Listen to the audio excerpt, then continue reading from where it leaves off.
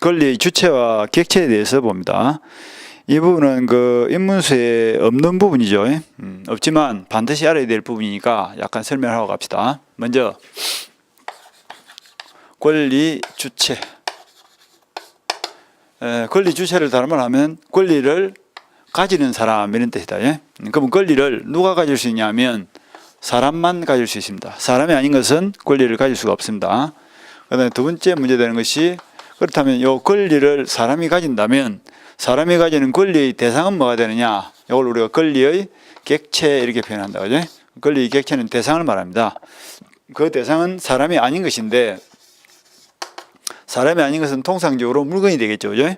그래서 물건이 권리의 객체가 되는 것이 원칙인데, 나중에 보면 예외적으로 권리가 권리의 객체가 되는 경우도 있습니다. 그러니까 뭐 전세권에 저당권을 설정했다. 그러면 저당권이란 담보물건의 객체가 물건이 될 수도 있지만, 아까 전세권처럼 권리가 저당권의 객체가 되는 경우도 있죠. 이런 것처럼 권리 주체와 객체는 대강 이렇습니다. 그리고 민법의 구조 자체가 전체 사물 존재하는 물건, 지구상에 존재하는 것들 중에서 사람을 제외한 것은 전부 통틀어서 물건이다 이렇게 표현을 하기도 합니다. 그래서 사람은 권리 주체가 됩니다. 주체가 된다면 주체인 사람에는 어떤 사람이 있냐? 자연인도 있고 법인도 있습니다. 그럼 자연인은 무슨 말이냐면, 연이라는 것은 당연히 이런 뜻이다. 그죠?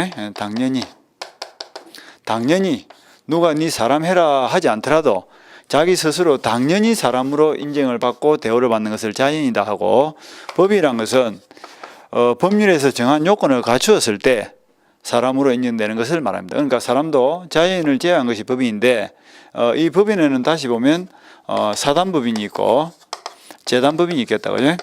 이 사단법이란 것은 사람의 집단으로서 법인 설립 등기를 마친 것을 말하고요. 재단법인은 재산의 집단으로서 법인 설립 등기를 마친 것을 재단법인이다 이렇게 표현합니다. 그럼 이러한 사람이 언제 권리 주체가 돼서 언제까지 권리 능력을 가질 수 있느냐? 이게 이제 권리 능력이 존속하는 기간에 대한 문제인데요. 여기서 우리 민법 3조에 보면 사람은 생존하는 동안 권리 의무의 주체가 된다 이렇게 돼 있거든. 그럼 이 생존의 의미가 뭐냐면, 자연이든 법인이든 출생을 해서 사망을 하기까지를 생존이다라고 하죠. 그럼 자연인은 출생 시점이 언제냐? 자연인의 출생 시점은 태아가 모체로부터 전부 노출된 때입니다. 전부 노출설. 이 전부 노출설을 취하는 것이 우리 판례이태도죠. 전부 노출되어서 사망의 시점이라는 것은 맥박이 종지할 때까지, 맥박이 종지할 때까지를 사람이다 이렇게 표현합니다. 그러니까 여기서부터 이때까지를 우리가 뭐라고 한다? 생존한다 이렇게 표현하죠. 그래서 살아서 존재한다는 의미는 출생을 해서 사망하기 전까지를 말하고, 요 기간 동안에는 사람이라면 누구나 평등하게 권리를 가질 수 있는 능력이 있는 거예요. 그러니까 권리 능력이라는 것은 현실적으로 권리를 가지고 있다는 뜻이 아니고요. 권리를 가질 수 있는 잠재적 가능성을 가지고 있다 이런 뜻이죠. 그것이 권리 능력입니다. 그래서 살아있는 사람이라면 누구나 평등하게 권리 능력을 가진다. 법인도 똑같아요. 근데 시험에서, 중개사 시험에서 법인은 뭐 그렇게 중요하지 않는데요.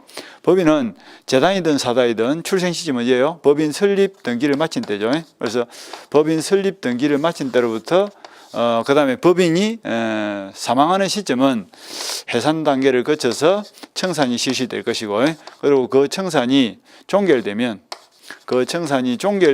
법인도 사망한 것으로 보고, 역시 법인 설립 등기를 마쳐서 청산이 종결될 때까지를 살아있는 사람으로서 권리 능력을 가진다 이렇게 보시면 되겠죠.